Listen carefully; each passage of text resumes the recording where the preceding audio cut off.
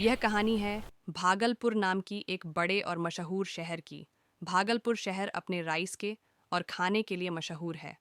शहर के बीचों बीच एक बहुत बड़ा और पुराना बाजार था। इस बाजार में वैसे तो सैकड़ों दुकान थी, लेकिन चर्चा सिर्फ दो दुकानों की होती।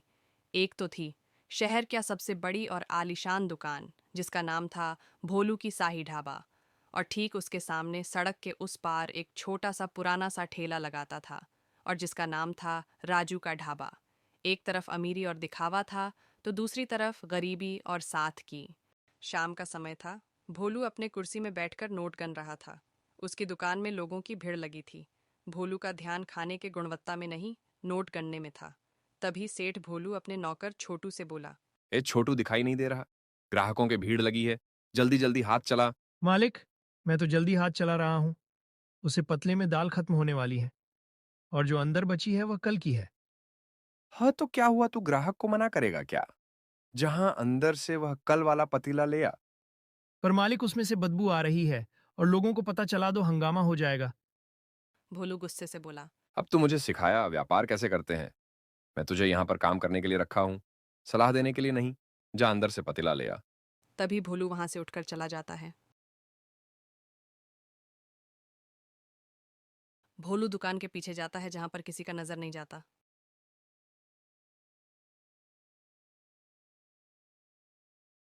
अपने जेब से एक दवाई निकालता है। भोलू हल्के मुस्कुरा के बोलता है। ये दुनिया भी बहुत पागल है।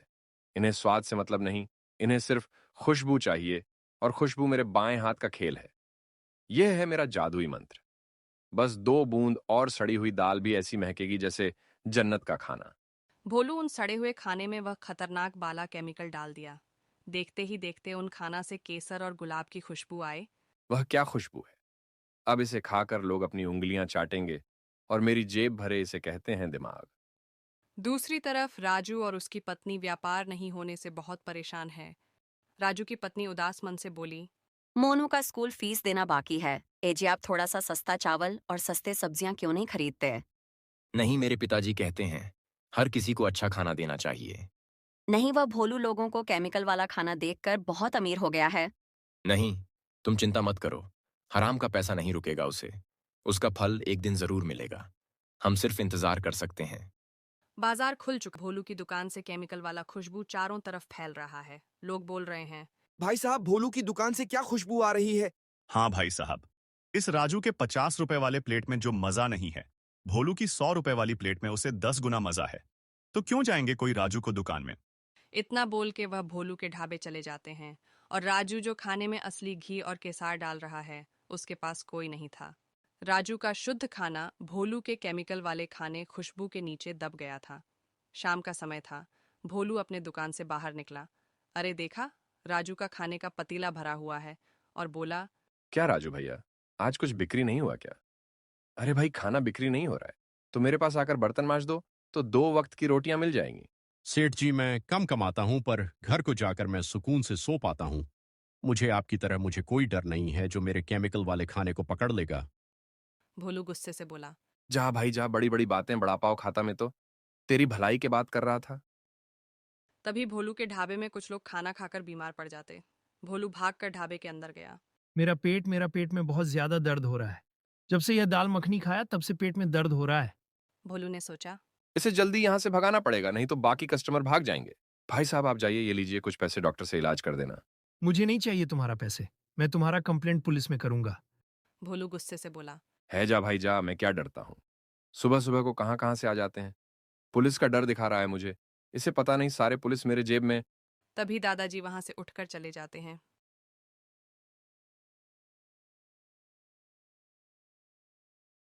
दूसरी तरफ दादाजी जाकर पुलिस स्टेशन में कंप्लेन करते हैं। तुम अब जाओ।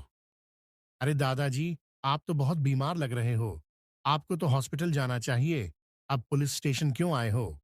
दादाजी बोले। अरे बेटा, मैं उस भोलू का ढाबा का खाना खाकर बीमार हो गया, इसलिए मैं उसके खिलाफ कंप्लेंट करने आया हूँ। तभी सीनियर ऑफिसर गुस्से से पाटिल जी को बुलाए। पाटिल जी, यहाँ पर आइए। क्या हुआ सर? आप मुझे बुला क्यों रहे थे? तभी इंस्पेक्टर गुस्से से बोला। आपने भोलू की होटल को खाने को लैब टेस्ट नहीं कराया था क्या? हाँ सर, हमने कराया था, पर रिपोर्ट नॉर्मल आया था। ये भोलू कुछ ना कुछ तो अपने खाने में मिला रहा है, इसलिए मैं अभी अंडर कवर जाकर उसे पकड़ूंगा। रुको, थोड़ी देर में आता हूं।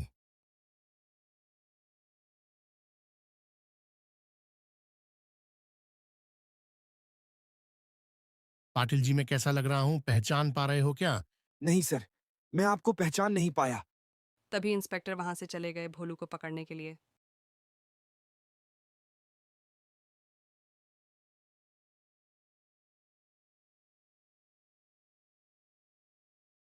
इंस्पेक्टर जाकर सबसे पहले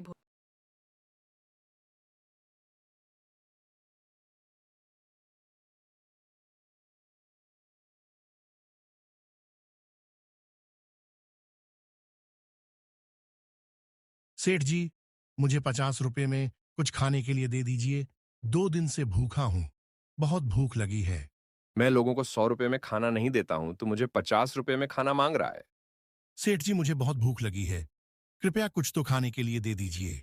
हे छोटू, जरा थोड़ी सी चावल और दाल मखनी लाकर इस भिखारी को दे दो। सेठ जी, आप तो मुझे भिखारी मत बोलो, मैं तो पैसे देकर खा रहा हूं ना।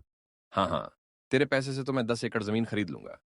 खाना खाना है तो खा, नहीं तो भाग यहां से। कहां कहां से आ जाते हैं सवेरे सवेरे भिखारी लोग। कभी छोटू खाना लेकर आता है। दे दो इस भिखारी को खाना। तभी इंस्पेक्टर उस खाने को वहां से लेकर चले जाते हैं। थोड़ी दूर जाने के बाद वह उस खाने को पाटिल जी को दे देते हैं लैब टेस्ट करने के लिए।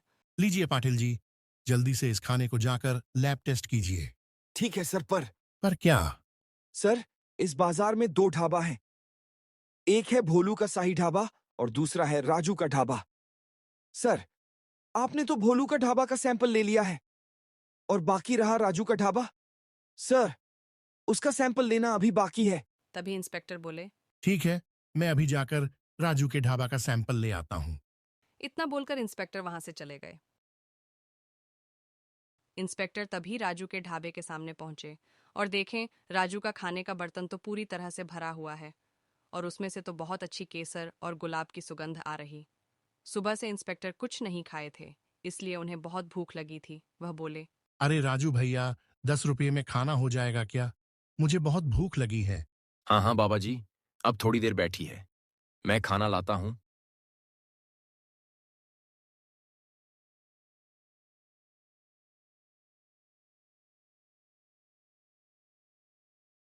बाबा जी, यह लीजिए आपका खाना। तभी इंस्पेक्टर राजू का खाना खाकर बोले। अरे राजू भैया, ये क्या चीज खिला रही हो 10 रुपये में? बाबा जी, आपको खाना अच्छा नहीं लगा क्या? इससे ज्यादा स्वादिष्ट खाना तो मैं अपनी जिंदगी में नहीं खाया। ये मेरा लाइफ का सबसे बेस्ट खाना है। जल्दी से इंस्पेक्टर सारा खाना खाकर सफा चैट कर दिए। तभी इंस्पेक्टर खड़े होकर बोले। ये लीजिए राजू भैया आपके पैसे। पर बाबूजी, आपका खाना तो 10 रुपए का है ना। आप तो मुझे 20 रुपए दे रहे हो, मेरे पास खुला नहीं है। ठीक है राजू भैया, आप मुझे और 10 रुपये का खाना दे दो, मैं घर को ले जाऊंगा। ठीक है बाबा जी, ये लीजिए आपका खाना। ठीक है बाबा जी, दोबारा खाना खाने के लिए जरूर आना। तभी इंस्पेक्टर वहां से चले जाते हैं। दूसरे दिन पाटिल जी रिपोर्ट लेकर भागकर इंस्पेक्टर के पास जाते हैं और बोलते हैं। सर, आपने सही सोचा था। वह भोलू लोगों को सड़ा हुआ खाने में केमिकल मिलाकर दे रहा है। चलिए पाटिल जी, उस भोलू को पकड़ के जेल में डालते हैं।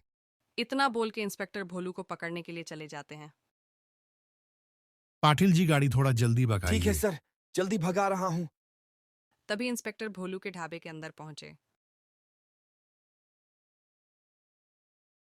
तभी भोलू थोड़ा घबराकर बोला। आइए सर, आप क्या खाओगे? छोटू सर के लिए शाही पनीर और दाल माफी लाना। तेरा खाना तो मैं खा चुका हूं, अब तू हमारा खाना खाएगा, चाल हमारे साथ। क्या बोल रही हो सर? मैं कुछ समझ नहीं पा रहा हूँ। तभी इंस्पेक्टर गुस्से से बोले। अभी सब कुछ समझ में आएगा। पाटिल जी, आप यहां पर खड़े क्यों हैं? अंदर जाकर सर्च कीजिए।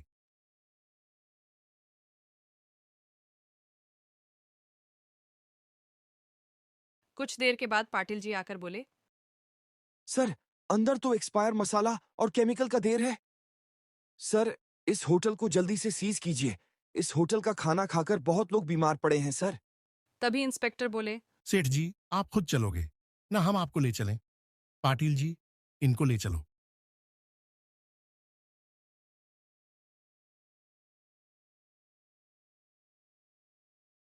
भोलू अपने लालच की वजह से जेल में अभी पछता रहा है और राजू अपनी ईमानदारी की वजह से अभी बहुत अच्छा व्यापार कर रहा है। गाइस, आपको वीडियो अच्छी लगी तो लाइक करना और सब्सक्राइब करना।